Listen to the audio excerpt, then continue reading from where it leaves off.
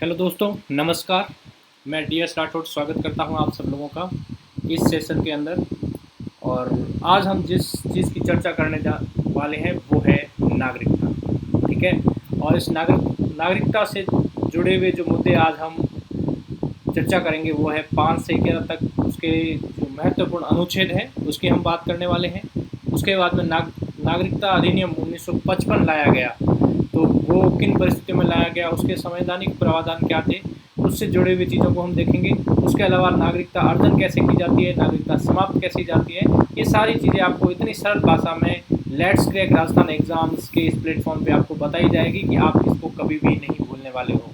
तो यदि आप तैयार हो नागरिकता से जुड़े हुए विभिन्न प्रावधानों को देखने के लिए, तो आपका स्वागत है। और ये मुद्दा इसलिए भी काफ़ी महत्वपूर्ण हो जाता है क्योंकि NRC और CAA इन दोनों ही मुद्दों को देखते हुए ये कहा जा सकता है कि यह जो मुद्दा है यह काफ़ी इंपॉर्टेंट रहने वाला है एग्ज़ाम के पॉइंट ऑफ व्यू से, चाहे आप कोई सा भी एग्ज़ाम दे रहे हो RPSC का।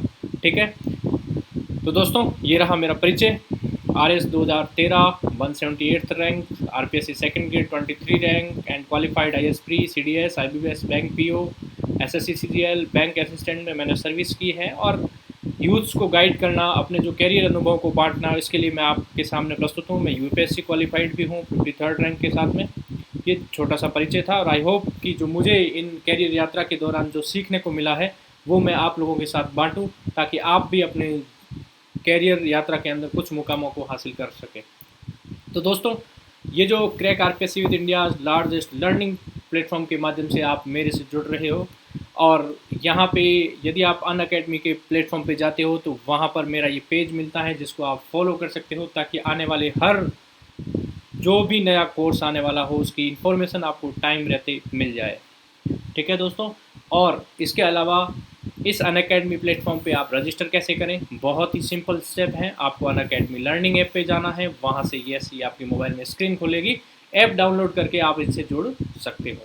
तो दोस्तों, डेली लाइव क्लासेस आपको मिलती हैं, ये आपको जानकारी है। स्ट्रक्चर्ड कोर्सेज यहाँ पे मिलते हैं, लाइव टेस्ट मिलते हैं, और आप अनलिमिटेड एक्सेस ले लेते हो एक बार सब्सक्रिप्शन लेने के बाद में। और इस सब्सक्रिप्शन के अंदर जब इस कोड का आप इस्तेमाल करते हो तो दोस्तों आप जानते हो 10% लेस भी आपको मिलता है। तो दोस्तों, जहाँ तक बात रही सब्सक्रिप्शन की, तो जब आप जयपुर तैयारी करने के लिए जाते हो तो 1 महीने के किराए के बराबर में आपको अर्थात 7,000 रुपये में या 1 साल के लिए मिल जाता है। ठीक है। और ये सस्ता भी पड़ता है, यदि आप मंथली लेते हो तो काफ़ी महंगा पड़ता है।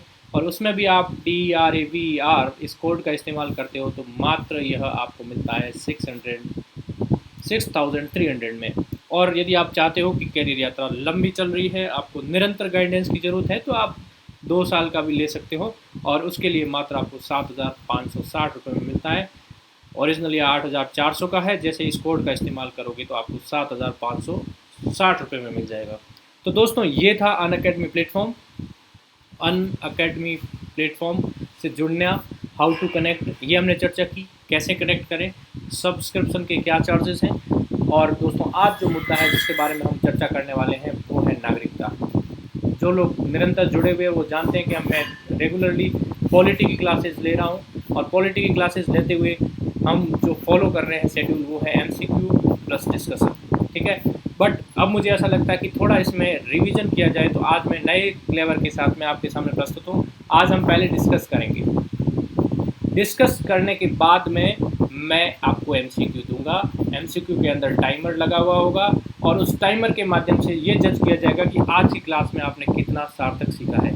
तो दोस्तों, रेडी हो जाइए आज की क्लास के लिए। पहले आप इस नागरिकता के टॉपिक को अच्छे से समझने वाले हैं। एक बार आप नागरिकता के टॉपिक को समझ लेंगे, उसके बाद आपका MCQ के माध्यम से टेस्ट लिया जाएगा। तो उसके लिए भी आप अपने आप को रेडी रखें, और आइए आगे बढ़ते हैं।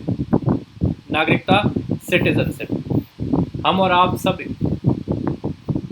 नागरिक हैं, तो नागरिकता का प्रावधान कहाँ से आया, संविधान में ये कहाँ लिखा हुआ था, और इसके प्रावधान क्या क्या है, संसद ने कोई कानून बनाया है, नागरिकता कैसे मिलती है, कैसे समाप्त होती है, ये खूब सारे मुद्दे हैं जिनकी आज हम यहाँ पे चर्चा करने वाले हैं।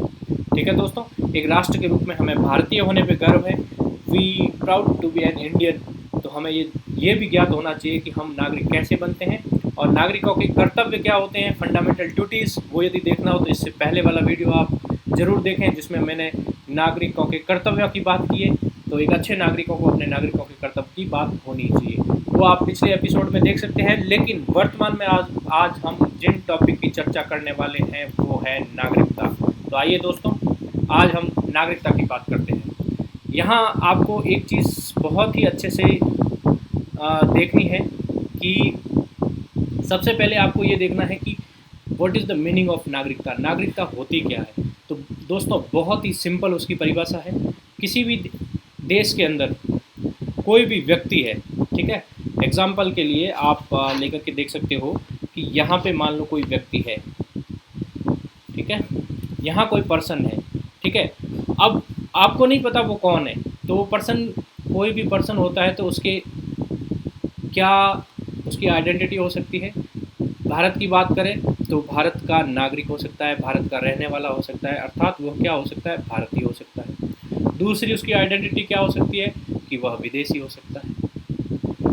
विदेशी भी कितने प्रकार के हो सकते हैं दोस्तों? 2 प्रकार के हो सकते हैं। कैसे? एक विदेशी ऐसा हो सकता है जो मित्र देश का हो, ठीक है, जैसे कोई ऐसा विदेशी नागरिक हो जो मित्र देश का हो। दूसरा ऐसा होता है जो शत्रु देश का हो, ठीक है। तो हमारे देश के अंदर हम यदि ध्यान देंगे तो विभिन्न प्रकार के लोग मिलेंगे, जो व्यक्ति मिलेंगे वो इसी दायरे में आएंगे। इसके अलावा यदि कोई दायरा आपके दिमाग में आ रहा हो तो आप मुझे बता सकते हो कमेंट बॉक्स में, मैं अगले वीडियो में उसकी प्रतिपूर्ति करूँगा। तो यदि कोई व्यक्ति भारतीय है या विदेशी है, ये डिसाइड कैसे होगा? उसकी नागरिकता के क्रेडेंशियल से। और हम देखेंगे कि वो व्यक्ति कहाँ का नागरिक है। यदि विदेशी है, यहाँ ये व्यक्ति है, इसको कैसा ट्रीटमेंट मिलेगा देश के अंदर, वो डिपेंड करेगा कि वो भारतीय है या विदेशी है। यदि विदेशी है तो वो मित्र देश का है या शत्रु देश का है। जैसे पाकिस्तान के साथ हमारा तनावपूर्ण रिश्ता है तो हम कह सकते हैं कि पाकिस्तान का नागरिक हमारे लिए, या चाइना का नागरिक युद्ध के समय वो शत्रु देश का हो जाता है, ठीक है। मित्र देश के एग्जाम्पल आप नेपाल को ले सकते हो। यदि वर्तमान की अल्पकालिक तनाव को देख लें तो जो नेपाल के नागरिक हैं उनके साथ हम एक भारतीय की तरह ही एक तरह से बर्ताव करते हैं, हालांकि वो नागरिक जो होते हैं वो नेपाल के होते हैं। तो दोस्तों यहाँ देखने वाली चीज़ ये है कि नागरिकता वह आइडेंटिटी होती है, वह उसकी पहचान होती है जो डिसाइड करती है कि वो कहाँ का रहने वाला है, कहाँ के उसको राइट्स मिलने वाले हैं। तो नागरिकता के अर्थ में आप बिल्कुल क्लियर रहिए कि ऐसे व्यक्ति जो विदेशी नहीं हो और जिसको भारत की आइडेंटिटी दे दी गई हो वह भारतीय कहलाएगा। अब भारतीय कैसे बना उसको हम आगे आने वाली स्लाइड्स में देखेंगे, ठीक है दोस्तों। अब यहाँ पे कोई व्यक्ति, हमने नागरिकता का अर्थ समझा, नागरिकता से हम किस टॉपिक पे पहुँचे? भारतीय पे, ठीक है। तो यहाँ पे आपका ये आ गया भारतीय। हम किसकी बात कर रहे हैं? एक भारतीय की बात कर रहे हैं।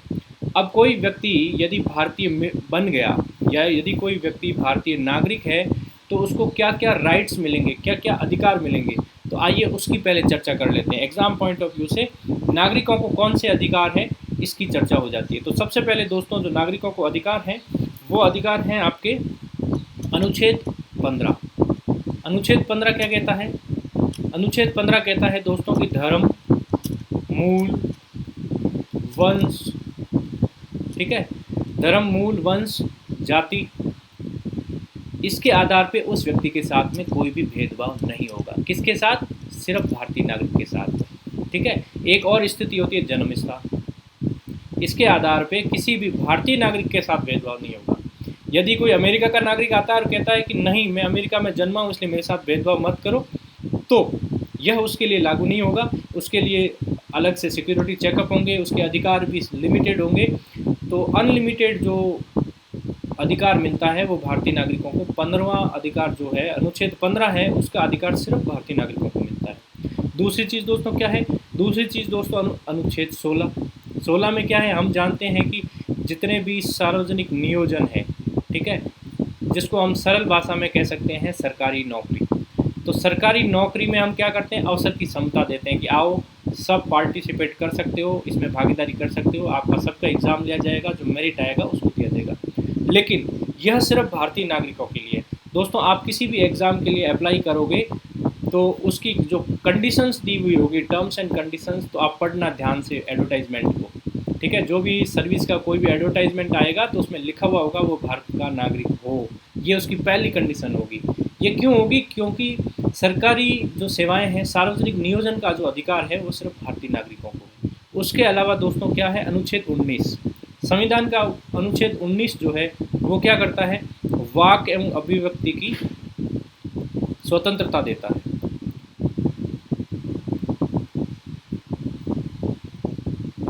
तो वाक और अभिव्यक्ति की जो स्वतंत्रता देता है वो कौन सा 19, कैसे कि ये जो 19 क्या क्या देता है आपको, यहाँ पे हम मूल अधिकार अलग से पढ़ेंगे, यहाँ हम अब क्या पढ़ रहे हैं कि भारतीय नागरिकों को कौन कौन से अधिकार मिलते हैं।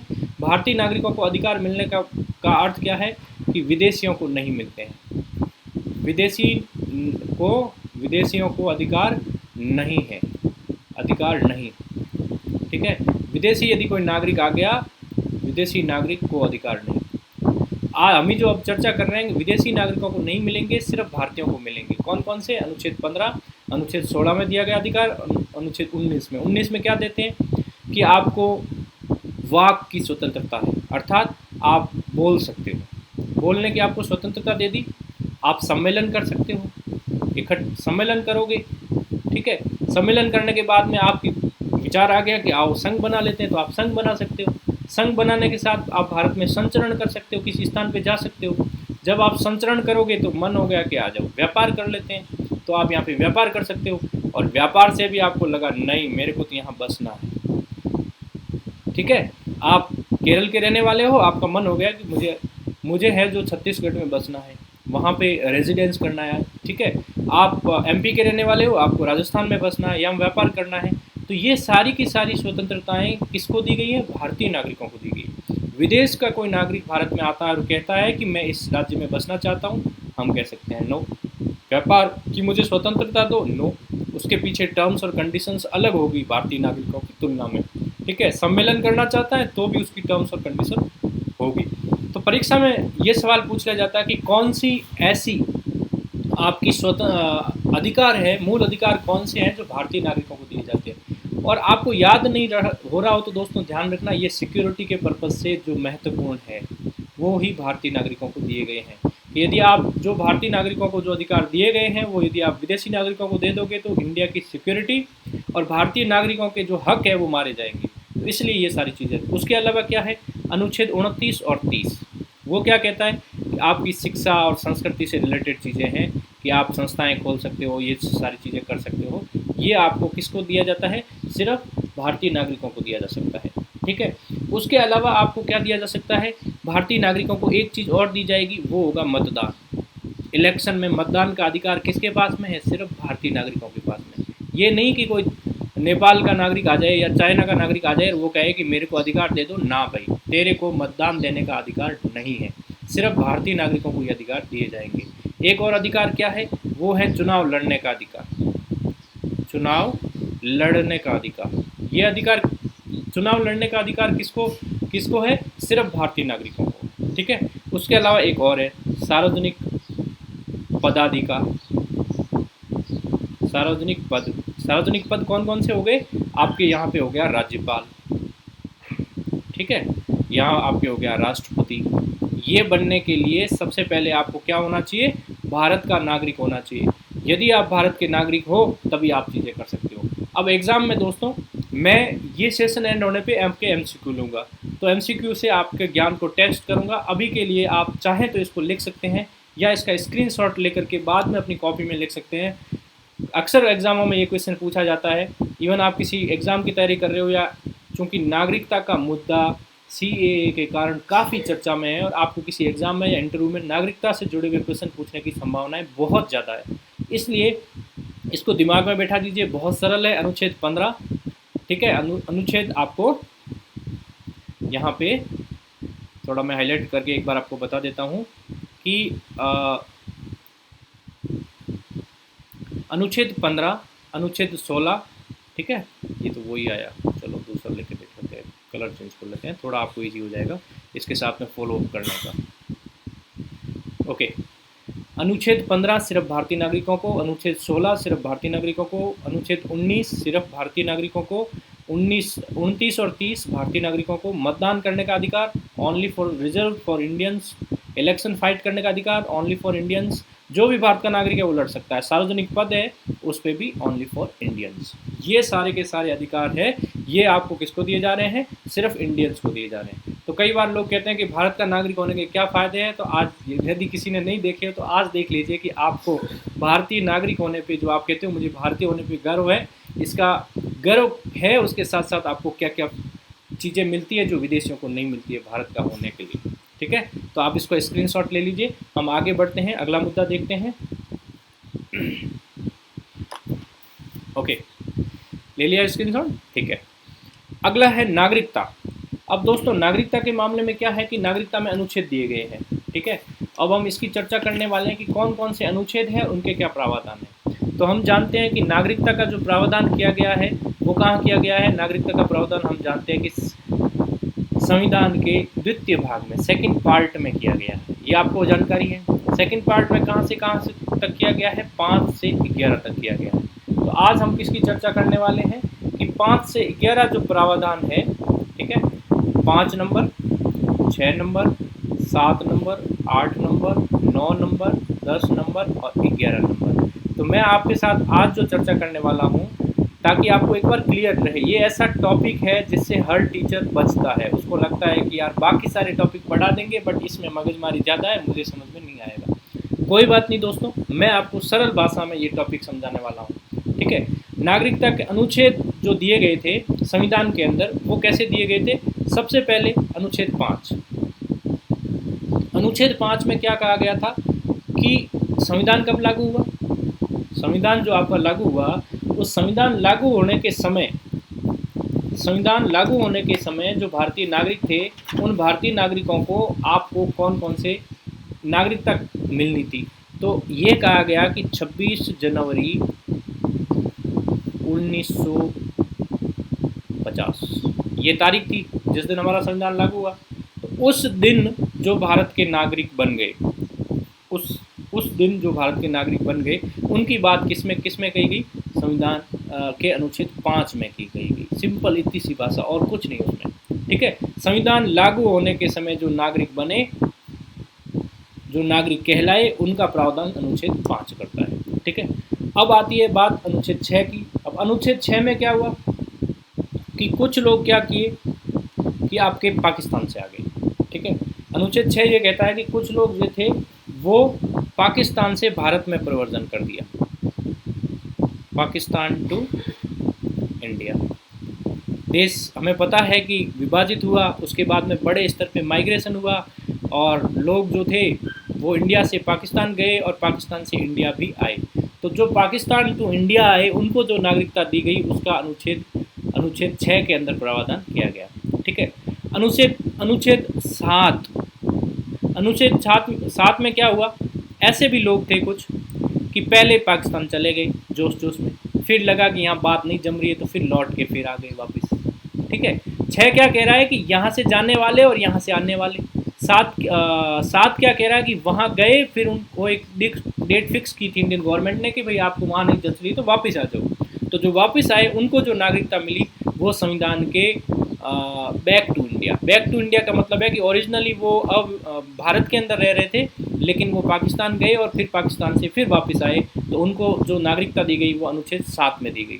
ठीक है, अनुच्छेद 8 में ये बताया गया है कि यदि कोई भारतीय मूल का व्यक्ति जो विदेशों में रह रहा था उस टाइम, तो उसको कैसे नागरिकता दी जाएगी, उसके प्रावधान है। ज़्यादा डिटेल में नहीं जाऊँगा क्योंकि आपके एग्जाम के पॉइंट ऑफ व्यू से जितना इंपॉर्टेंट है उतना ही मैं यहाँ पे चर्चा करने वाला हूँ। ठीक है, संविधान के भाग 9 में ये बताया गया है कि आपने किसी दूसरे देश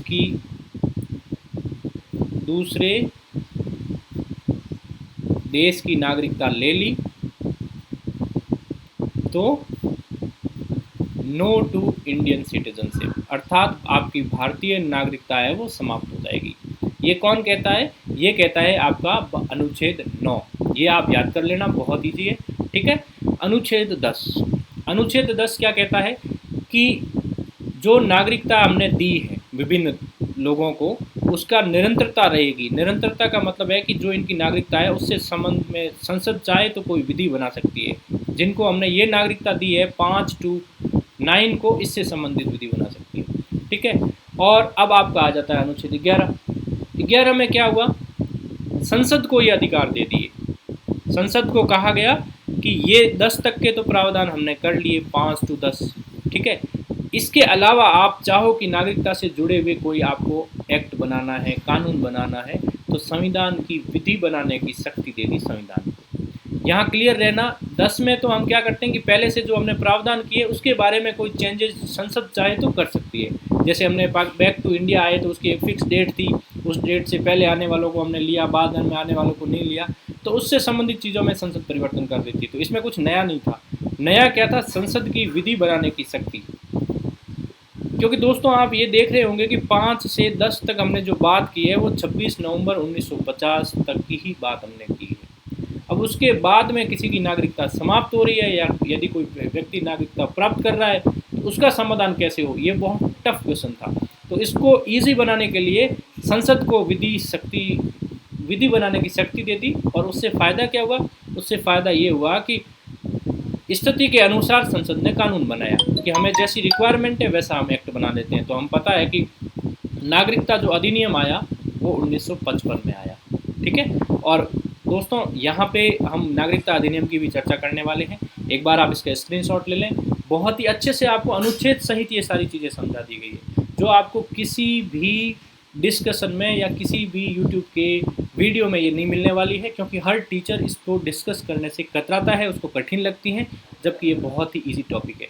एग्जाम पॉइंट ऑफ व्यू से जस्ट क्विक रिवीजन, संविधान के सेकंड पार्ट में दिया गया है, अनुच्छेद 511 में 5 से 11 में दिया गया है। 5 में 26 जनवरी 1950 को कौन नागरिक हो गए उसकी बात की गई है। 6 में पाकिस्तान से इंडिया आने वालों की बात की गई है। 7 में India to Pakistan and then come back to India वालों की बात की गई है। 8 में जो विदेश में रह रहे हैं लोग भारतीय मूल के, उनका क्या प्रावधान रहेगा उसकी में बात की गई है। और 9 में दूसरे देश की नागरिकता लेते ही इंडियन सिटीजनशिप नहीं रहेगी, ये बात की गई है। 10 में आपकी निरंतरता की बात की गई कि पहले से जो कानून बने हुए हैं चाहे तो उसको विधि के कोई भी नया विधि उसका बना लेंगे, ठीक है। और उसके बाद में संसद को अधिकार दे दिया गया अनुच्छेद 11 में, और एक बड़ा रास्ता खोल दिया गया कि आप चाहो वैसा नागरिकता में परिवर्तन कर सकते हो। अब यहाँ दोस्तों आप करंट के साथ अपडेट होना चाहते हो तो इसको ऐसे भी याद कर लीजिए कि संसद को विधि बनाने की शक्ति संविधान के अनुच्छेद 11 में दी गई।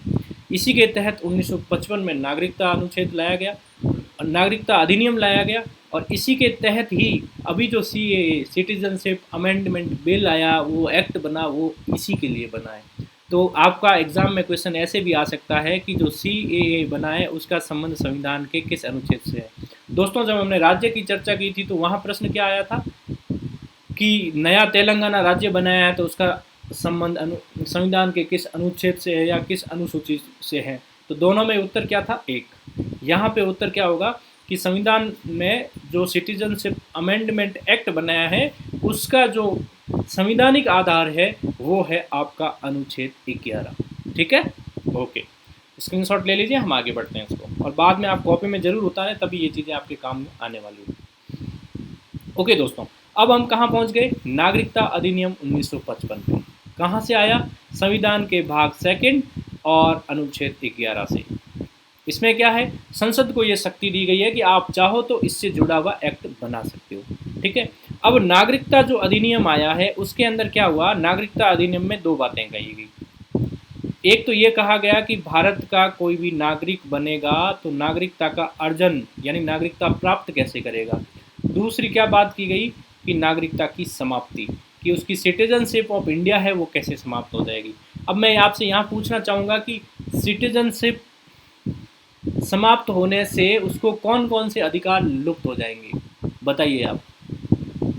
उसको 15 नहीं मिलेगा, ठीक है, 16 मूल अधिकार नहीं मिलेगा, उसको 19 मूल अधिकार नहीं मिलेगा, उनको 29 और 30 का भी फायदा नहीं मिलेगा, वो बंदा मतदान से वंचित हो जाएगा, ठीक है, वह व्यक्ति चुनाव नहीं लड़ पाएगा, इलेक्शन पे उसकी रोक हो जाएगी, वह व्यक्ति सार्वजनिक पद धारण नहीं कर पाएगा।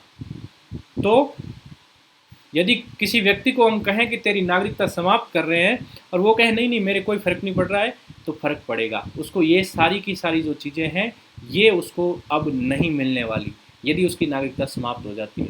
तो इसलिए हम और आप जितने भी नागरिक हैं, नागरिक रहना हमारा ज़रूरी है, नागरिकता के रूप में रहना ज़रूरी है, अन्यथा हमें इन सारी चीज़ों का फ़ायदा नहीं मिलने वाला है। तो दोस्तों, हम नागरिकता अधिनियम 1955 में आगे बढ़ते हुए सबसे पहले ये देखते हैं कि नागरिकता का अर्जन कैसे किया जाएगा।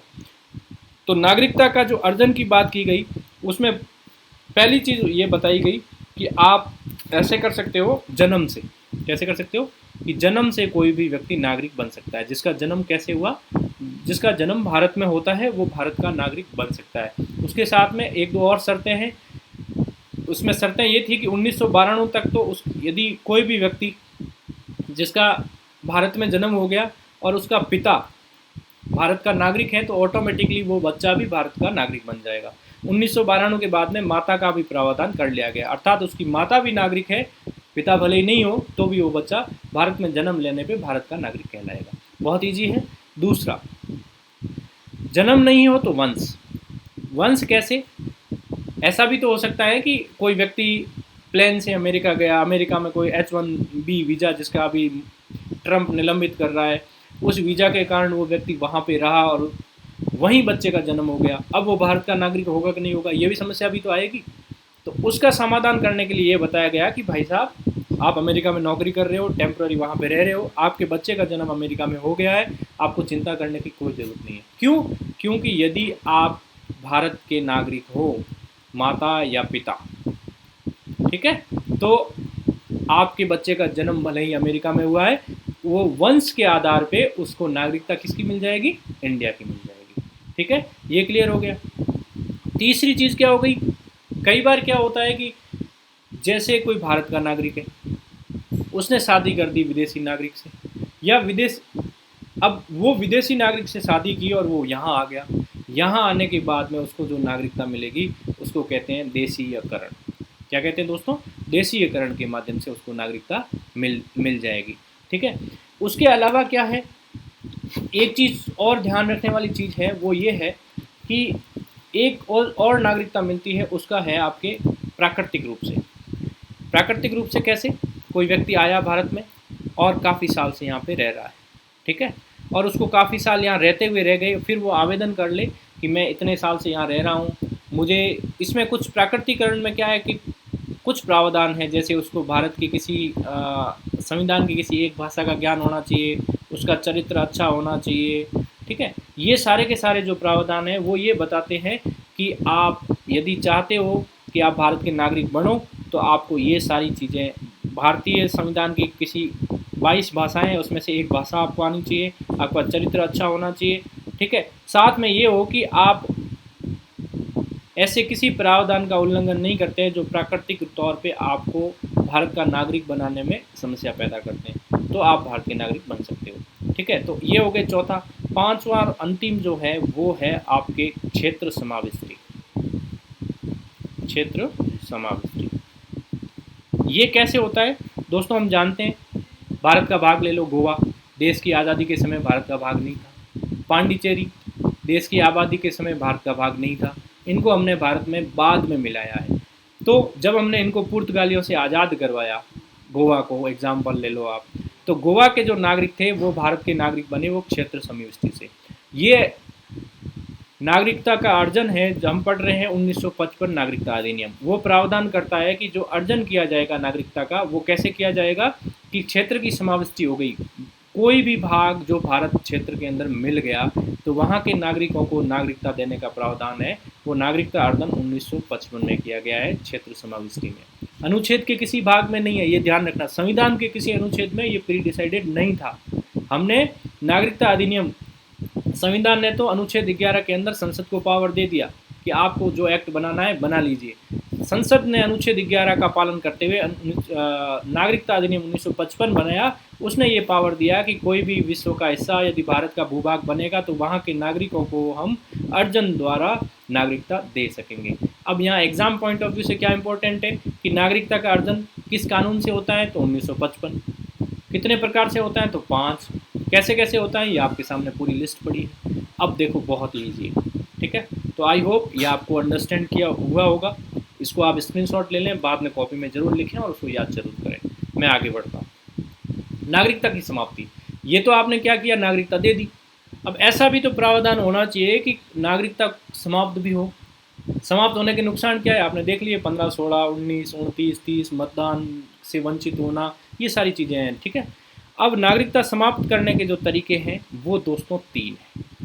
तीन तरीके से किसी की भी जो नागरिकता है वो समाप्त हो सकती है। कैसे कैसे हो सकती है? पहली चीज़ ये हो कि वो स्वेच्छा से छोड़ दे, ठीक है। वो व्यक्ति कहे कि देखो मैं इस देश का नागरिक नहीं रहना चाहता। इसका अर्थ क्या है कि वो अनुच्छेद 15, अनुच्छेद 16, अनुच्छेद 19, अनुच्छेद 29, 30 मतदान करने का अधिकार और चुनाव लड़ने का अधिकार, सार्वजनिक पद धारण करने का अधिकार, ये सारे अधिकार वो अपनी स्वेच्छा से छोड़ता है। तो इसको कहते हैं, इसको क्या कहते हैं? इसको नागरिकता समाप्ति कहते हैं, स्वेच्छा के माध्यम से, ठीक है। दूसरा दूसरा क्या है? दूसरा ये है कि आप क्या करते हो? बर्खास्त कर देते हो, उसकी नागरिकता को ही बर्खास्त कर देते हो कि खत्म करो, इसको हम नागरिक रखना ही नहीं चाहते, ठीक है। इससे क्या हो गया? बर्खास्त कैसे हो जाएगी कि यदि कोई भारतीय नागरिक, यदि कोई भारतीय नागरिक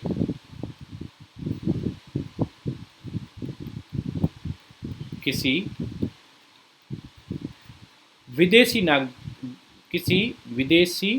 नागरिकता स्वीकार कर ले, किसी भी देश की नागरिकता यदि भारत का नागरिक स्वीकार कर लेगा तो ऑटोमेटिकली इंडिया की जो नागरिकता है वो बर्खास्त हो जाएगी, खत्म हो जाएगी। तीसरा क्या है? आप उसको वंचित कर देते हो।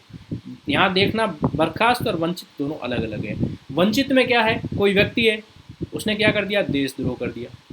तो अब आप उसको भारत का नागरिक थोड़ी रखोगे कि आजा बेटा प्यार से, कोई ना, उसके साथ अच्छा व्यवहार नहीं करने वाले हो। आप उसको पनिशमेंट दोगे और पहला पनिशमेंट ये होगा कि उसको नागरिकता से ही वंचित कर लो। दूसरा क्या है? उसकी संविधान के प्रति उसने सत्यनिष्ठा का उल्लंघन कर दिया हो, ये हो सकता है। इसके अलावा ये क्या हो सकता है कि युद्ध के समय शत्रु सेना में जाकर के मिल गया, ये हम देशद्रोह में देख चुके हैं, ठीक है। उसके अलावा क्या है? एक इम्पोर्टेंट चीज़ ये है कि आप 7 वर्ष हो गए हैं, इंडिया आए ही नहीं। आप अमेरिका कमाने गए, वहीं एक तरीके से बस गए, परिवार सेटल हो गया, बच्चे पढ़ रहे हैं, भारत आ ही नहीं रहे हो। अब आपके लिए भारत की नागरिकता का कोई इंपॉर्टेंस रहा नहीं, और आपने वहाँ की नागरिकता ली या नहीं ली, हमें इससे कोई फ़र्क नहीं पड़ेगा। आप 7 साल से इंडिया में नहीं हो तो आपको नागरिकता से वंचित कर दिया जाएगा। तो दोस्तों ये 3 तरीके हैं नागरिकता की समाप्ति के। स्वेच्छा से आप कर सकते हो, आपको बर्खास्त किया जा सकता है और आपको वंचित किया जा सकता है। बर्खास्त में तो फिर भी ठीक है कि आपने दूसरे कंट्री में लिया, लेकिन वंचित वाला जो प्रावधान है वो बहुत ही कठोर है, ठीक है। अब एक चीज़, आप कई लोग ये कह रहे थे कि स्वेच्छा से कोई छोड़ता है नागरिकता, तो ऐसे लोग हैं। एक ऐसे व्यक्ति है जो कहते हैं कि I am the global citizen, मैं वैश्विक नागरिक हूँ, मुझे किसी देश की नागरिकता नहीं चाहिए, और उन्होंने अपने देश की नागरिकता छोड़ दी। अब वो प्लेन में जा रहे थे और प्लेन किसी हवाई अड्डे पे उतरा, उससे पहले उन्होंने घोषणा कर दी कि मैं अब पासपोर्ट वीज़ा कुछ यूज़ नहीं करूँगा, मैं विश्व नागरिक हूँ, ठीक है। तो उनको जिस एयरपोर्ट से उतरे थे उनसे बाहर आने की अनुमति नहीं दी गई, क्योंकि आप किसी भी देश में उतर करके एयरपोर्ट से बाहर आओगे तो उस देश में जा रहे हो, वहाँ जाने के लिए आपके पास में वीज़ा होना चाहिए, उसके साथ में आपको जिस देश से आ रहे हो या आपकी जो भी नागरिकता है वो होनी चाहिए। तो जब तक वो जिंदा रहे तब तक वो एयरपोर्ट से बाहर नहीं आ पाए, क्योंकि उनके पास में किसी देश का पासपोर्ट नहीं था। तो ऐसा होता है, कई लोग मानते हैं कि हम किसी कंट्री के नहीं हैं, वैश्विक प्राणी हैं, वैश्विक सिटीजन हैं, तो इट मे बी देयर। तो ये आपके हो गए नागरिकता समाप्ति से जुड़े हुए प्रावधान। तो दोस्तों अभी हमने क्या देखा कि नागरिकता का अर्थ देख लिया, नागरिकों को क्या अधिकार मिलते हैं एक बार नज़र दौड़ा दीजिए, इनको हमने देखा। उसके बाद में नागरिकता के अनुच्छेद के प्रावधान क्या क्या है, 5 से 11 में क्या क्या है, अभी तक सुना था कि सेकेंड अमेंडमेंट, ये आप देख लीजिए। उसके बाद में नागरिकता एक्ट 1955 हमने पढ़ा, उसमें 2 चीज़ें थी कि अर्जन कैसे होता है और उसकी समाप्ति कैसे होती है। अर्जन होता है वो 5 प्रकार से होता है, जन्म, वंश, देशीकरण, प्राकृतिक और क्षेत्र समाविष्टि। मुझे नहीं लगता कि यहाँ पढ़ने के बाद में आप इसको भूलने वाले हो। उसके बाद में नागरिकता की समाप्ति कैसे होती है, उस चीज़ को आप पढ़ लीजिए। 3 प्रकार से नागरिकता की समाप्ति होती है। स्वेच्छा से व्यक्ति छोड़ देता है, उसको बर्खास्त कर दिया जाता है, उसको वंचित कर दिया जाता है, ठीक है दोस्तों। एक कंसेप्ट नागरिकता से जुड़ा हुआ बहुत ही इंपॉर्टेंट कंसेप्ट है जो आपके एग्जाम में पूछा जाता है। भारत के अंदर जो नागरिकता का प्रावधान है वो एकल है। अब इस एकल को समझने के लिए आप एक एग्जाम्पल लीजिए, ठीक है। आप यूएसए के बारे में जानते हो, संयुक्त राज्य अमेरिका के बारे में जानते हो, नाम से पता चल रहा है संयुक्त राज्य अमेरिका, मतलब एक से अधिक राज्य है, तो उससे मिलकर के बना हुआ है। तो यूएसए के अंदर क्या है कि आप किसी राज्य के हो, फॉर एग्जांपल आप कैलिफोर्निया राज्य के हो, ठीक है, आप कैलिफोर्निया स्टेट के हो, कैलिफोर्निया, ठीक है। तो आप क्या करोगे, कैलिफोर्निया के भी नागरिक होंगे और आप यूएसए के भी नागरिक होंगे। इससे क्या फ़र्क पड़ा? इससे ये फ़र्क पड़ा कि आपके पास वहाँ पे क्या है, दोहरी नागरिकता है। You are the double citizenship. आपको कैलिफोर्निया स्टेट के नागरिक होने के कारण कुछ सुविधाएं मिलेगी और यूएसए के नागरिक होने के कारण कुछ और सुविधाएं मिलेगी। तो आप दो जगह के नागरिक होंगे। अब दोस्तों अप्लाई करके देखो। फॉर एग्जांपल हम यदि राजस्थान के रहने वाले हैं तो ये हमारा भारत है, ठीक है। एक बंदा राजस्थान का रहने वाला, दूसरा बंदा मान लो एमपी का रहने वाला। तो न तो हम राजस्थान के नागरिक हैं, न हम भारत के नागरिक हैं, सॉरी एमपी के नागरिक हैं। हम किसके नागरिक हैं? हम सिर्फ और सिर्फ भारत के नागरिक हैं। हमारा स्टेट कोई भी हो, राजस्थान, एमपी, गुजरात, हरियाणा, यूपी, हम किसी भी स्टेट से आते हैं, हम सिर्फ कहाँ के नागरिक हैं? भारत के। इस कंसेप्ट को क्या कहते हैं? एकहरी नागरिकता या एकल नागरिकता कहते हैं। इसका आप एक दूसरा स्वरूप भी देख सकते हो। यदि कोई व्यक्ति जा कर के किसी विदेश में दूसरे कंट्री की नागरिकता ले लेता है, दूसरे देश की नागरिकता, तो वह भारत की नागरिकता उसके साथ नहीं रख पाएगा। क्यों नहीं रख पाएगा? जैसे ही वो दूसरे देश की नागरिकता लेगा तो उसके पास दो नागरिकताएं हो जाएगी। अब भारत का संविधान क्या कहता है कि आपके पास में कितनी नागरिकताएं होनी चाहिए? एक। तो छोड़ो भाई, वो नागरिकता छोड़ो या ये छोड़ो। यदि आप वो नहीं छोड़ोगे तो भारत की नागरिकता आपकी चली जाएगी। जो हमने देखा था कि नागरिकता समाप्ति कैसे होती है, बर्खास्तगी के द्वारा, तो वो भी यहाँ प्रावधान आपके काम आता है। वन लाइनर क्वेश्चन पूछ लिया जाता है, निम्नलिखित में से नागरिकता से संबंधित क्या सही है क्या गलत है, तो आपको याद रखना है एकल नागरिकता, ठीक है। आगे बढ़, एक कंसेप्ट और है अमेरिकी राष्ट्रपति के बारे में। होता क्या है दोस्तों, हमने पढ़ा है कि कोई व्यक्ति भारतीय नागरिक है, if there is any person who is the Indian citizen, भारतीय नागरिक है, तो उसको कुछ अधिकार मिलते हैं। उसमें से एक अधिकार हमने अभी चर्चा की, वो है सार्वजनिक पद का अधिकार, सार्वजनिक पद का अधिकार। अब सार्वजनिक पद के अंदर आता है आपके राष्ट्रपति बनना। तो राष्ट्रपति बनने के लिए उसका क्या होना जरूरी है? भारत का नागरिक होना जरूरी है। भारत का नागरिक कैसे बनते हैं? अनुच्छेद 5 से 11 देख लो, 5 से आप 5 से 8 देख लो, क्योंकि 9 के अंदर तो हम बताते हैं कि विदेशी नागरिक बन जाता है, 10 में निरंतरता है और 11 में संसद को अधिकार है। तो 5 से 8 से नागरिक बना। ऐसे नहीं बना तो 5 प्रकार के जो अर्जन है 1955 के एक्ट में हमने बनाए हैं कि आप 5 प्रकार से नागरिक बन सकते हो, उनको देख लो। आप इन्हीं किसी भी माध्यम से यदि आप भारत के नागरिक बन गए तो आप भारत के राष्ट्रपति बन सकते हो।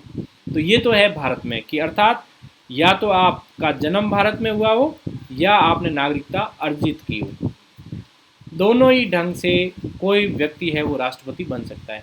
आपको याद हो तो यूपीए गवर्नमेंट की जब सरकार बनी थी तो सोनिया गांधी जी प्राइम मिनिस्टर बनेंगे, ऐसी चर्चाएं चली थी, फिर उन पर रोक लगी, कई लोगों ने इसका विरोध प्रकट किया। लेकिन संवैधानिक दृष्टि से देखें तो वो भारत के नागरिक बन गए हैं, उसके बाद में उनके सार्वजनिक पद धारण करने पे कोई रोक नहीं है। ये यहाँ आप क्लियर करते हुए चले। अब अमेरिका राष्ट्रपति में क्या है? अमेरिका राष्ट्रपति के समय में एक प्रावधान कर दिया है कि आपका नागरिक होना पर्याप्त नहीं है। आपका यदि जन्म अमेरिका के अंदर हुआ है तो ही आप जो है वो अमेरिका के राष्ट्रपति बन सकते हो। आप वहाँ गए, आपने लंबे समय तक रहे, आप अमेरिका के नागरिक बन गए, अब आप कहो मैं प्रेसिडेंट का इलेक्शन लड़ूंगा, प्रेसिडेंट बनूंगा, अमेरिका कहेगा no, you are not allowed. यदि आप यही चीज़ भारत में देखते हो तो यू आर अलाउड। यदि आप नागरिक बन गए हो, आपको पासपोर्ट मिल गया इंडिया का, तो आप राष्ट्रपति बनने लायक हो। तो ये एक अंतर है, कई बार 2 नंबर के क्वेश्चन में या ऑब्जेक्ट टाइप क्वेश्चन में आपसे पूछ लिया जाता है। एक है दोस्तों सिंघवी समिति का नाम आता है जब भी नागरिकता की बात आती है तो, ठीक है। तो सिंघवी समिति के संबंध में क्या है? छोटा सा है कि 2000 में बनी थी, 2000 में। और इसका मकसद क्या था कि जो प्रवासी भारतीय है, जो प्रवासी भारतीय है, उन प्रवासी भारतीयों को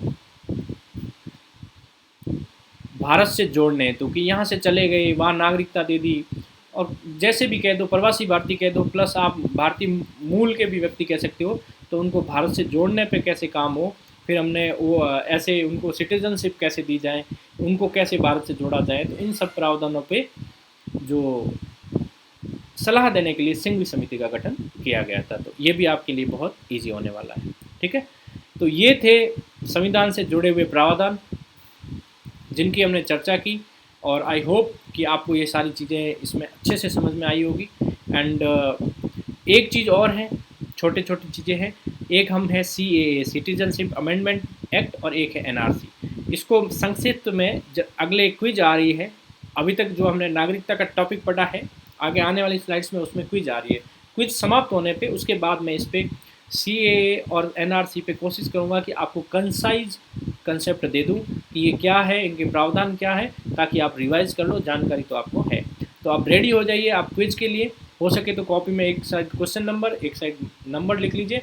आपको क्विज में क्या होगा, 30 सेकंड का समय मिलेगा। इस 30 सेकंड में you have to give the answer of the question. किस में आंसर दोगे, अभी तक जो पढ़ा है उसको रिवाइज करने के लिए। मेरा अप्रोच क्या है कि पहले कर दो आप किसी भी चीज़ को डिस्कस। जब डिस्कस हो गया, अब उस पर आप ले लो MCQ, ताकि आपका ज्ञान पक्का हो जाए और टेस्ट भी हो जाए। तो यदि आप तैयार हो इस सेशन के लिए तो आइए अब हम शुरू करते हैं। आपका क्वेश्चन आपके सामने अभी आ रहा है, और क्वेश्चन क्या है, भारतीय संविधान के किस अनुच्छेद में नागरिकता संबंधी प्रावधान किए गए हैं। हमने खूब अच्छे से चर्चा की है, कोई प्रॉब्लम नहीं होगी। फिर भी आप यदि पार्टिसिपेट करोगे तो आपको ये लंबे टाइम तक याद रहेगा। सो your time will start now and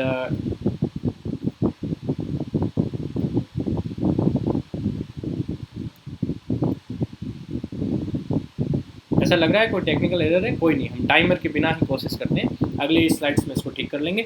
भारतीय संविधान के किस अनुच्छेद में नागरिकता संबंधी प्रावधान किए गए हैं। So your time start now. Very easy question, आधों ने तो जवाब भी दे दिया।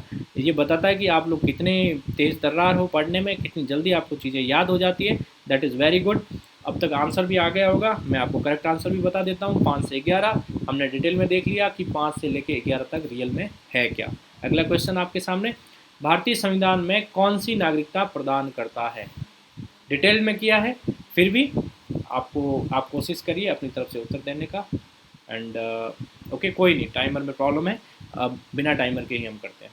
और वैसे भी अब कुछ बचा नहीं है, टाइमर की ज़रूरत नहीं है, क्योंकि इतने इजी क्वेश्चन के बाद में जस्ट रिवीजन टेस्ट है। एक तरीके से आप कह सकते हो ये जो टेस्ट है ये कैसा रिवीजन टेस्ट है आपके लिए। अभी तक जो आप पढ़ा है उसको आप रिवाइज कर रहे हो, जैसे बचपन से पढ़ते आए हो। पहले आप पाठ पढ़ते हो, फिर प्रश्नों का उत्तर देते हो। तो पाठ आपने पढ़ लिया है, अब आप प्रश्नों के उत्तर दें। करेक्ट आंसर, एकली नागरिकता, दोहरी नागरिकता नहीं है, और ये भी नहीं है, और ये भी नहीं। नेक्स्ट क्वेश्चन, किस अनुच्छेद के तहत संसद को नागरिकता के संबंध में कानून बनाने का अधिकार प्रदान किया गया है। ठीक है, again it is very simple question, हमने डिस्कस कर लिया था। पहले आप आंसर दे दो, फिर मैं बता देता हूँ।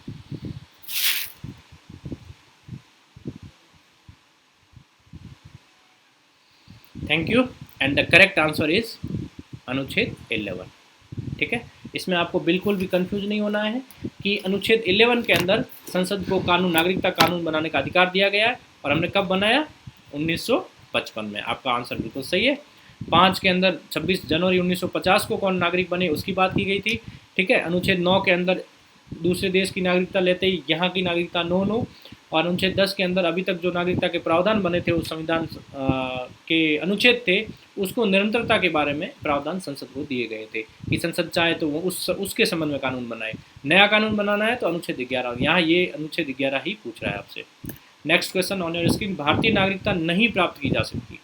ठीक है, तो आप पता लगाइए।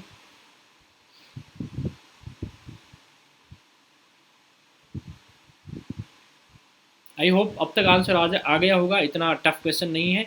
भारतीय बैंक में धन जमा करके, हम जानते हैं कि भारतीय नागरिकता अधिनियम 1955 में 5 प्रकार से नागरिकता अर्जन का प्रावधान है।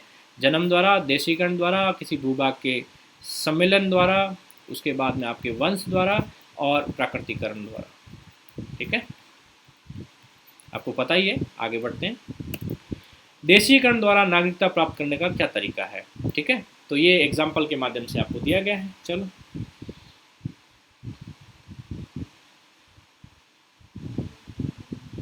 हो गया। ओके, विदेशी मित्रता करने से कोई नागरिकता नहीं मिलती है। भाई बहन की नागरिकता से भी कोई ज़्यादा फर्क नहीं पड़ता है। माता पिता की नागरिकता से आपको जो नागरिकता मिलती है वो वंश क्रम से मिलने वाली नागरिकता है। तो पीछे आपका विदेशी पुरुष से विवाह करने पे। ठीक है, इसका अर्थ यह है कि देशी पुरुष से विवाह करने का भी हो सकता था, कोई नहीं, लेकिन ये अक्रॉस कंट्री पूछा है। एक ये कंट्री है, एक ये कंट्री है। यदि इस कंट्री का पर्सन यहाँ जाता है और शादी कर लेता है तो ऑटोमेटिकली इस कंट्री में उसको नागरिकता मिल जाएगी। ऐसा देशों में, विभिन्न देशों में प्रावधान है, भारत में भी ऐसा प्रावधान है। और शादी के बाद में जो नागरिकता मिलती है, जैसे सोनिया गांधी जी को मिली है, तो वो देशीकरण के द्वारा मिलने वाली नागरिकता है। नागरिकता बनने की निम्नलिखित शर्तों में से एक आवश्यक शर्त क्या है? So question is before you give your answer.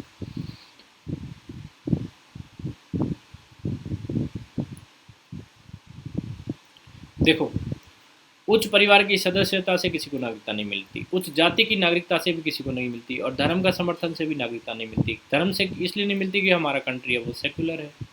उच्च जाति का कोई लेना देना नहीं है। उच्च परिवार तो पीछे बचा क्या, राज्य की सदस्यता।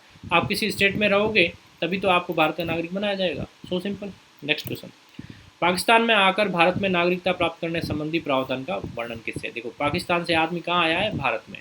तो उसको हम जो नागरिकता देंगे वो किस अनुच्छेद से देंगे? अभी पढ़ा है, आप आंसर दो।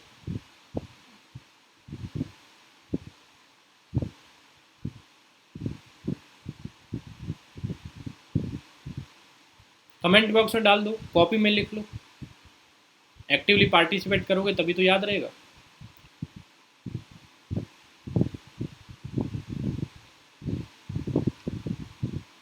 ठीक है, आंसर इज वेरी सिंपल, अनुच्छेद 6। ठीक है, अनुच्छेद जो आपके 11 है ये संसद को देता है अधिकार। अनुच्छेद 9 है, इसमें ये प्रावधान किया गया है कि कोई भी व्यक्ति दूसरे देश की नागरिकता ले लेगा तो उसकी नागरिकता वहाँ से हट जाएगी। और अनुच्छेद 8 में भारतीय मूल के व्यक्ति जो विदेश में रह रहे हैं उसकी बात की गई है। तो पीछे आपका आंसर होगा कि पाकिस्तान से कोई व्यक्ति बैक आने की बात नहीं की है कि इंडिया से जाके वापस आया है, सिर्फ सीधा पाकिस्तान से आया है, उसकी बात की है, तो वो अनुच्छेद 6 आएगा। नागरिकता के लोप होने का नियम क्या है? हमने अच्छे से समझा है, गिव योर आंसर।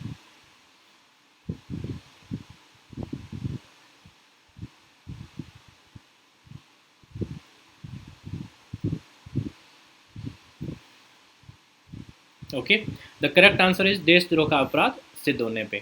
ये इसकी हमने चर्चा बहुत अच्छे से की है। आप भ्रमण के लिए और शिक्षा के लिए विदेश जाते हो। भ्रमण के लिए तो वैसे ही आदमी 7 साल से कम ही जाएगा, हमें पता है। और शिक्षा के लिए ये पॉसिबल है कि वो 7 साल से अधिक जाए तो भी उसकी नागरिकता खत्म नहीं होगी, क्योंकि वो एजुकेशन पर्पज से गया है। तो एक चीज़ जो छूट गई थी इस MCQ के माध्यम से आपके सामने आ गई है। तो ध्यान रखें, यदि कोई भारतीय नागरिक विदेश में 7 साल से ज़्यादा रहेगा तो उसकी नागरिकता चली जाएगी, लेकिन यदि वो शिक्षा के पर्पज से रहेगा तो उसकी नागरिकता नहीं जाएगी। एक व्यक्ति नागरिकता को कैसे खो सकता है? ठीक है, वही है नागरिकता समाप्त कैसे हो सकती है, उसका आपको कारण पूछा है। सो your time start now and give the answer.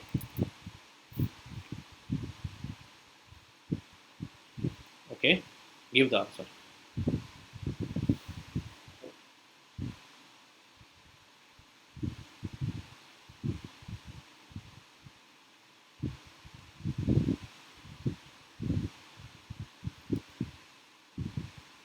Okay, चर्चा कर लेते हैं। यहाँ देखो, बहुत सिंपल चीज़ है। एक व्यक्ति दूसरे देश में 2 महीने रहता है, इससे कोई फर्क नहीं पड़ता, मैक्सिमम 7 ईयर्स चाहिए। एक व्यक्ति दूसरे राज्य की नागरिकता ले लेता है। ठीक है, एक व्यक्ति राज्य के दूसरे राज्य का मतलब यहाँ स्टेट का मतलब यहाँ कंट्री ही है। तो हम भारत के अंदर तो ये है ही, दूसरे राज्य की नागरिकता ले लेगा दूसरी कंट्री की, तो हम उसको नागरिकता खो देंगे। ठीक है, कर्तव्यों का प्रदर्शन नहीं करता है। फंडामेंटल ड्यूटीज़ हमने देखे हैं, जिन्होंने नहीं देखा है वो पीछे वाला 2 दिन पीछे वाला वीडियो देख लें। तो फंडामेंटल ड्यूटीज़ खूब सारी है, हम कितना पालन करते हैं हम जानते हैं, लेकिन उससे कोई नागरिकता जा नहीं रही है हाल फिलहाल। तो आगे कोई एक्ट बनेगा तो जाए। बहुराष्ट्रीय कंपनी में खूब सारे लोग काम करते हैं, लेकिन उसकी नागरिकता नहीं जाती है। द करेक्ट आंसर इज, एक व्यक्ति दूसरे राज्य की नागरिकता ले लेता है तो वो अपनी नागरिकता को खो लेता है।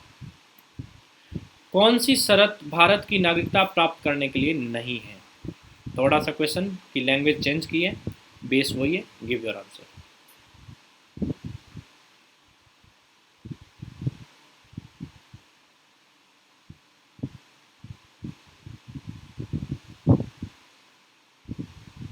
Okay, thank you. The correct answer is संपत्ति का स्वामित्व। ठीक है, संपत्ति का स्वामित्व। हम जानते हैं कि अधिवास वो वहाँ पे रहता है तो उसको मिल जाती है एक सर्टेन ईयर्स के बाद में, पंजीकरण भी करवा सकता है और वंश क्रम से भी मिल सकती है। लेकिन संपत्ति आपके पास कितनी है उससे आपको नागरिकता मिल जाएगी ना, ऐसा इंडिया में कोई प्रावधान नहीं है। ये कौन बताता है? नागरिकता अधिनियम 1955। 5 प्रकार के अर्जन के तरीके। भारत की नागरिकता निम्नलिखित में से किस प्रकार प्राप्त की जा सकती है? Give your answer. Very easy question, आपको पढ़ने के बाद में, और इजी लग रहा है इसका मतलब आप राइट ट्रैक पे हो।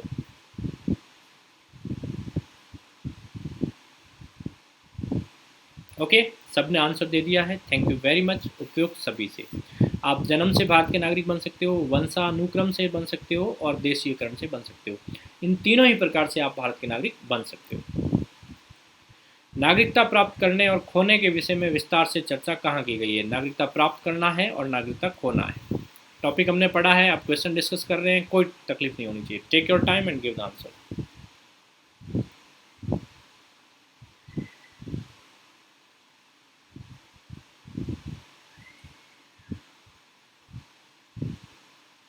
दो में आपको कन्फ्यूज़न लग रहा होगा, बट मुझे लगता है कि मैंने जो डिस्कस किया उसमें भी अब कन्फ्यूज़न नहीं रहना चाहिए, यदि आपने ढंग से सुना है तो।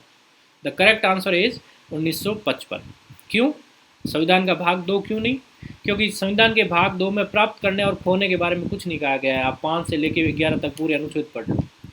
11वां अनुच्छेद कहता है कि संसद कानून बनाएगी, और कानून संसद ने बनाया 1955 में, और उसमें उसने दो चीज़ें कही कि प्राप्त कैसे होगी और खोएंगे कैसे। ठीक है। संविधान की प्रथम अनुसूची है, वो संघ और राज्य क्षेत्र की बात करती है। और विविध अधिनियम में, संसद के एक अधिनियम में पता चल रहा है नागरिकता का, और कोई अधिनियम है ही नहीं, तो विविध अधिनियम का मुद्दा भी नहीं है। तो करेक्ट आंसर आपको मिल चुका है।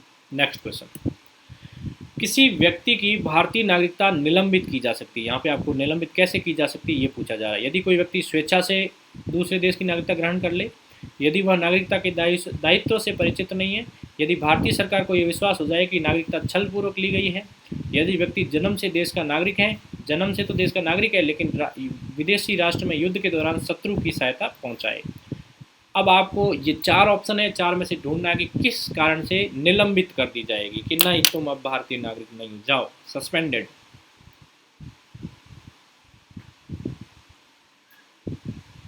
एग्जाम में शब्दावली पे बिल्कुल परेशान नहीं होना है, अपना जो बेस मजबूत है उसका ध्यान रखना है।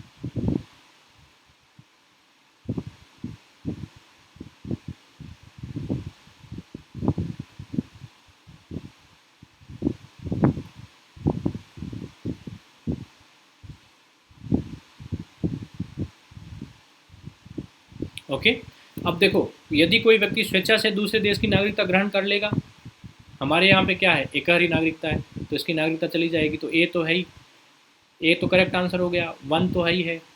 2 में क्या है, यदि वह नागरिकता के दायित्व से परिचित नहीं है। अब आपको नागरिकता के दायित्व दिए गए हैं कि आप संविधान के प्रति निष्ठा रखेंगे, सरकार के नियमों का पालन करेंगे, दायित्व दिए गए हैं, लेकिन उससे परिचित नहीं होने से नागरिकता तोड़ी जाती है। कई लोग भारत के नागरिक के रूप में जन्मते हैं, पूरी ज़िंदगी निकाल के चले जाते हैं, उनको पता ही नहीं चलता कि उनका नागरिकता का दायित्व क्या है। तो 2 आपके आंसर में नहीं होगा, जिसमें 2 नहीं है वो हटा लो। यदि भारत को विश्वास हो जाए कि नागरिकता छलपूर्वक प्राप्त की गई, एक आदमी आए वो कहे कि साहब मैं शत्रु देश का नहीं हूँ, यहाँ है जो 10 साल से रह रहा हूँ और मुझे नागरिक बना लो, भारत ने नागरिक बना दिया। बाद में पता चलता है कि वो भाई साहब किसी हमारे शत्रु देश से आते हैं, किसी खुफिया एजेंसी के लिए काम कर रहे हैं, या भारत में 10 साल से रह नहीं रहे, अभी तो 6 महीने से रहते हुए हैं, उन्होंने फर्जी डॉक्यूमेंट बना दिए। हम सुनते हैं कि फर्जी आधार कार्ड वगैरह बनाते हैं वैसे, तो हम उसकी नागरिकता तुरंत ही ख़त्म कर देंगे। तो ये सही बात है कि नागरिकता निलंबित हो जाएगी यदि वो जाली जानकारी देकर के नागरिक बनेगा। अगला क्या है, जन्म से भारत का नागरिक है, बॉर्डर पे लड़ाई हुई, बॉर्डर पे बैठा था, चंद टुकड़ों के लालच में उसने देश को बेच डाला, तो उसको हम नागरिक रखेंगे नहीं, वो नागरिकता खो देगा। तो इस प्रकार से 1, 3 और 4 ऐसे प्रावधान है, then the citizenship will be suspended. नागरिकता संशोधन अधिनियम 1992 में क्या हुआ था, इसकी चर्चा मैंने की थी। Take your time and give your answer.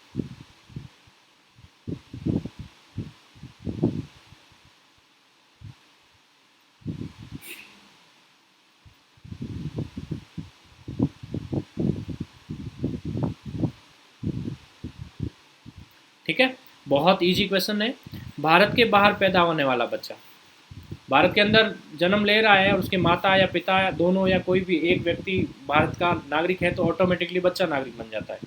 1992 से पहले क्या था कि भारत से बाहर यदि कोई जा रहा है व्यक्ति, अब आप एग्जाम्पल ये हुआ कि ये भारत का कोई नागरिक था कि चलो हवाई द्वीप घूम के आते हैं, वहाँ हवाई द्वीप गया, चला गया, प्लेन में चला गया, वहाँ जाके उतरा, आराम से छुट्टियाँ बिता रहा है, वहाँ उसके बच्चे का जन्म हो गया।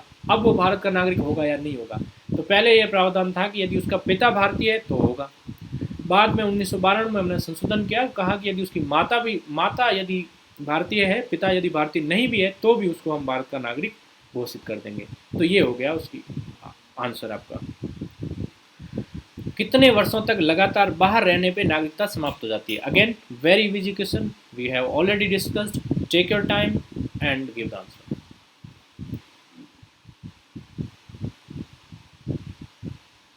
ओके, ज़्यादा टाइम वेस्ट नहीं करते हैं। Correct answer 7 years. 7 साल तक आप यदि बाहर रहते हो अपने कंट्री से, भारत से, तो आपकी नागरिकता चली जाएगी। नेक्स्ट क्वेश्चन, ऐसे सभी व्यक्ति जो उसके पश्चात भारत में जन्म ग्रहण किया उन्हें जन्मजात भारतीय नागरिक माना जाएगा। यहाँ पे आप आंसर दीजिए।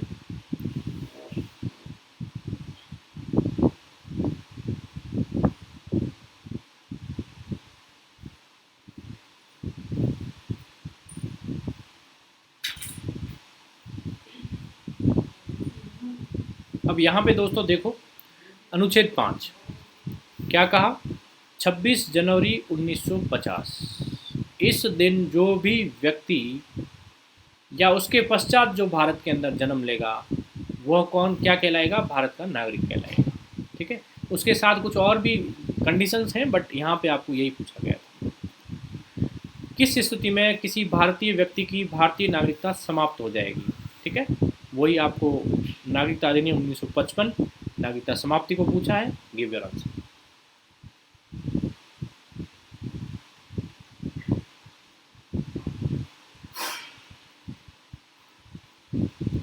And the correct answer is उपर्युक्त सभी। आप पर्यावरण से बिल्कुल भी भयभीत ना हो, इसका अर्थ ही बर्खास्त करना है। ठीक है, और ये हमने अच्छे से चर्चा स्लाइड्स में कर ली है। यदि आप इसको मिस कर रहे हैं तो बाद में वीडियो देख करके एक बार पुनः देख लें। किसी भारतीय व्यक्ति की भारतीय नागरिकता समाप्त हो सकती है यदि वह उसको त्याग दे, उससे बर्खास्त हो जाए और उससे वंचित हो जाए। किस स्थिति में व्यक्ति भारतीय नागरिकता से वंचित नहीं किया जा सकता? Give your answer.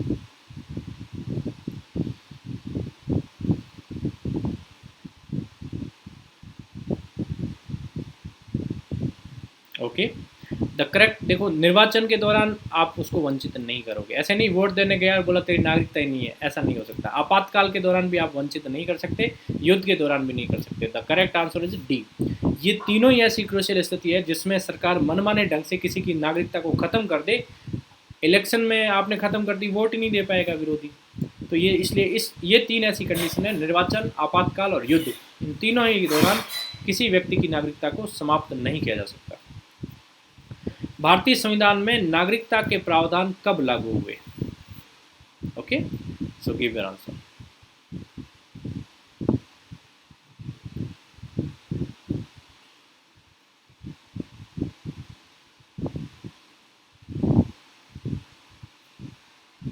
यहाँ आप लोग कंफ्यूज हो रहे होंगे 1950 और 1949, इन दोनों के बीच में आप लोग कंफ्यूज हो रहे होंगे, लेकिन आपको कंफ्यूज बिल्कुल नहीं होना है। क्यों नहीं होना है? क्योंकि 1949 में जब कानून ये जो है 26 नवंबर 1949 को संविधान अंगीकृत, आत्मार्पित और अधिनियमित हुआ था, उसी दौरान ही नागरिकता के प्रावधान लागू हो गए थे। हालांकि नागरिकता जो है वो आप डेट दी गई थी, वो 26 जनवरी 1950 दी गई। भारतीय संविधान के अंतर्गत भारत के नागरिकों के वो कौन से अधिकार है जो गैर नागरिकों को प्राप्त नहीं है? बहुत ही इजी क्वेश्चन, बहुत अच्छे से डिस्कस किया है। Give your answer.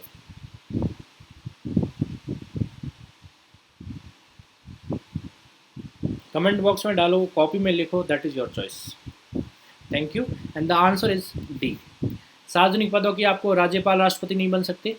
संसद विधानमंडल के सदस्य तभी बनोगे ना जब आपको इलेक्शन लड़ने लेंगे, गैर व्यक्ति तो इलेक्शन ही नहीं लड़ पाएंगे। तो ये भी सही आंसर है।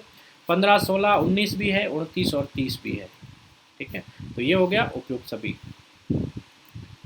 संविधान द्वारा प्रदत्त नागरिकता के संबंध में एक व्यापक नागरिकता एक्ट कब बना? क्वेश्चन बहुत इजी लग रहा है क्योंकि हमने डिस्कस कर दिया है, पर हम रिवाइज कर रहे हैं, तो इस क्वेश्चन को भी आप टिक कर लीजिए। Okay, without wasting, do not wasting much time, the correct answer is 1955, जिसमें हमने 2 बातें कही। कौन सी? आप बेटर जानते हो। भारत में एकल नागरिकता किस देश से अपनाई गई है? इसकी भी हमने चर्चा की है, आप बता दीजिए।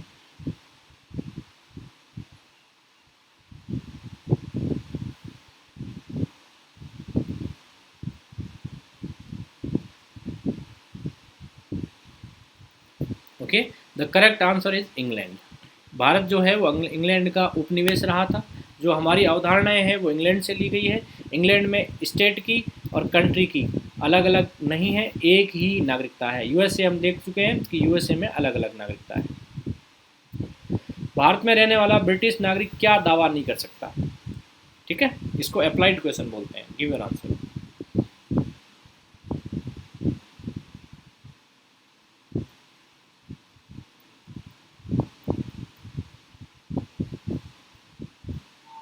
ओके, वो व्यापार और व्यवसाय की स्वतंत्रता का अधिकार अनुच्छेद 19 की दावा नहीं कर सकता, बाकी सबके दावे वो कर सकता है। ठीक है, अनुच्छेद 14 उसको मिलेगा। अनुच्छेद जीवन और व्यक्तिगत स्वतंत्रता की सुरक्षा ये भी उसको मिलेगी। धर्म की स्वतंत्रता जो हम 25 से 28 में देते हैं वो भी इसको मिलेगी, लेकिन 19 इसको नहीं मिलेगा, क्योंकि ये सिर्फ हमने देखा था 15, 16, 19, 29, 30 ये सारे भारतीय नागरिकों को ही मिलते हैं। दोहरी नागरिकता का सिद्धांत स्वीकार किया गया है किस देश में किया गया? ये आपको क्वेश्चन पूछा गया, ये भी हमने डिस्कस कर लिया। आंसर बता दीजिए। इतनी चर्चा करने के बाद क्वेश्चन गलत होना ही नहीं है, ना इस यहाँ पे ना एग्जाम में। Correct answer is D. नागरिकता किन विधियों द्वारा प्राप्त की जा सकती है? How can be the citizenship taken? अर्जन कैसे होता है? वही नागरिकता अधिनियम में 5 प्रकार है, वही पूछ रहा है यहाँ पे। Give your answer.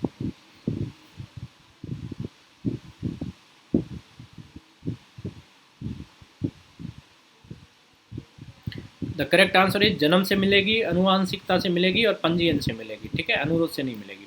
3 प्रकार है, तो 3 आपके आंसर हो गया। नागरिकता प्राप्त करने के लिए शर्तें निर्धारित करने वाला सक्षम निकाय कौन सा है? जवाब दिया है तो देखें, कमेंट बॉक्स में डाल के देखो, पता चलेगा कितनों के सही हो रहे हैं। इनमें से एक भी प्रश्न, और एग्जाम में भी एक भी प्रश्न इस चीज़ों से बाहर नहीं जाने वाला, हमने जो डिस्कस किया है, बशर्ते आप अलर्ट हो और उसको अप्लाई करना जानते हो। ठीक है, सक्षम निकाय है संसद। कौन कहता है? संविधान का अनुच्छेद 11। नागरिक बनने के लिए आवश्यक शर्त क्या है? ठीक है, ये क्वेश्चन हम डिस्कस कर चुके हैं, रिवीजन के लिए आप देख लें। राज्य की सदस्यता, उच्च परिवार, उच्च जाति, धर्म, इनसे हमारा देश से कोई फर्क नहीं पड़ेगा। पाकिस्तान में आकर भारत में नागरिकता, पाकिस्तान से भारत में आकर के व्यक्ति कोई नागरिकता लेता है तो अनुच्छेद 6 के अंदर दिया हुआ है। ठीक है, रिवाइज कर लो आप। नागरिकता लोप कैसे होगा? जब वो देशद्रोही बन जाएगा, या उसने छल कपट से नागरिकता ले ली गलत जानकारी लेकर के, या उसने युद्ध के दौरान जाकर के कह दिया कि मैं शत्रु देश को जानकारी दे दी, या उसने स्वेच्छा से छोड़ दी उसको, या उसने दूसरे देश की नागरिकता ले ली। ये सारे के सारे ऐसे प्रकल्प हैं जिसके माध्यम से उसकी नागरिकता का लोप हो जाएगा, वो इंडियन सिटीजन नहीं कहलाएगा। एक व्यक्ति नागरिकता के अधिकार कैसे खो सकता है? ठीक है, तो हमने देख लिया है कि वो दूसरे देश की, दूसरे स्टेट की नागरिकता ले लेता है तो वो उसको खो देगा। No need to waste your time. Okay, अब आप मेरे को ये बताइए कि ये आपको सेशन कैसा लगा। हमने सेशन में क्या किया? डिस्कस किया। पहले टॉपिक को डिस्कस किया और फिर हमने उसके एमसीक्यू देखे। अभी तक जो मैं सेशन लेता आया हूँ उससे मैंने थोड़ा डिफरेंट किया। आपको कैसा लगा कमेंट बॉक्स में बताइए, और यदि आपको ऐसा इसको पसंद आया है तो अपने दोस्तों को ये वीडियो शेयर कीजिए, उन्हें प्रेरित करिए इस वीडियो को देखने के लिए, और टेल योर फ्रेंड्स। ठीक है, और दोस्तों मेरे जो कोर्सेज आपको मिलने वाले हैं, पॉलिटी भारतीय संविधान, आप चाहे आरएस का एग्ज़ाम ले लो, एसआई का ले लो, एसीएफ का ले लो, पटवारी का ले लो, कांस्टेबल, जितने भी एग्ज़ाम हैं उन सब के लिए आपको पॉलिटी की बहुत ही कंसेप्चुअल जानकारी होने वाली है। भूगोल का कंप्लीट सिलेबस आपको प्लस कोर्सेज पे जल्दी ही मिलने वाला है। डेली करंट अफेयर्स मैं यूट्यूब पे लाने वाला हूँ, और आईआर से जुड़े हुए वीडियो भी जल्द ही आपको मिलने वाले हैं। तो ये सारे टॉपिक हैं जिनको आपको इस प्लेटफॉर्म पे मिलेंगे। आप अनअकैडमी प्लेटफॉर्म पे मुझे फॉलो कर सकते हो, यूट्यूब पे कमेंट और लाइक्स के माध्यम से और शेयर के माध्यम से मुझे बता सकते हो कि आपको ये सेशन पसंद आया, तो आगे मैं और ऐसे सेशन लेकर के आऊँगा। तो दोस्तों, और रेफरल कोड DERAVER है आपके सामने। I do not repeat much. And thank you very much. मुझे बहुत अच्छा लगा आपके साथ जुड़ करके, चर्चा करके, टॉपिक नागरिकता की चर्चा करके, उसके बाद एमसीक्यू करके। और मैं आशा करता हूँ कि आपको भी ये सेशन पसंद आया होगा, एंड रियली पसंद आया है तो tell your friends, share it, and exam में जा कर के सारे क्वेश्चन आप सही करके आए, तब मुझे इसकी खुशी होगी। तो have a safe stay, have a nice life ahead, और अभी तक के लिए आप इतना ही। थैंक यू वेरी मच दोस्तों। फिर मिलते हैं अगले वीडियो में।